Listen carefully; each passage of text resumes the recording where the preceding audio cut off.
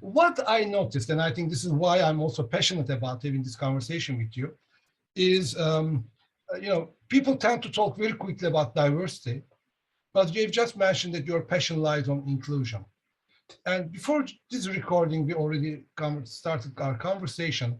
And it's the way I see things. The humanity, all through times, they wanted to have inclusion, but the way to create prototype, to create similar-minded people, to create armies of the same thinking, believers, or way of life in order to get collaboration or organization in a better way. That's our history. Like anthropologically, DNA-wise, we are kind of tend to but I think lately we have discovered that more diverse, we can achieve more. But there's a kind of contradiction there. So people tend to do this diversity in a kind of box ticking exercise. Yes, we have it. And what about inclusion? Or we already have inclusion. We all love each other. We like each other. So what's wrong with it? So tell me more. So what's going on? So is it the same thing everywhere in the world, or is it just my observation? Well, no, I think it's the same everywhere in my experience.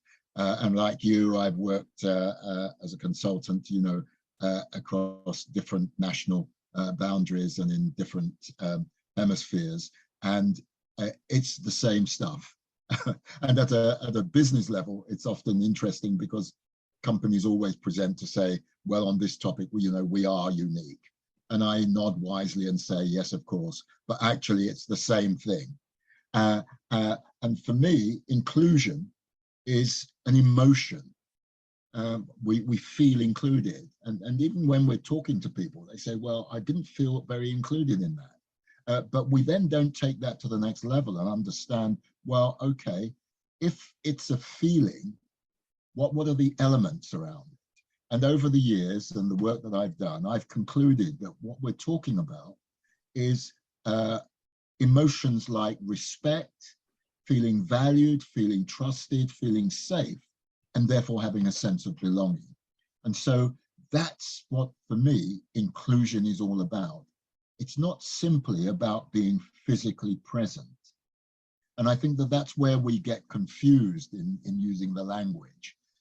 Organizations sometimes look at, say, the diversity of their board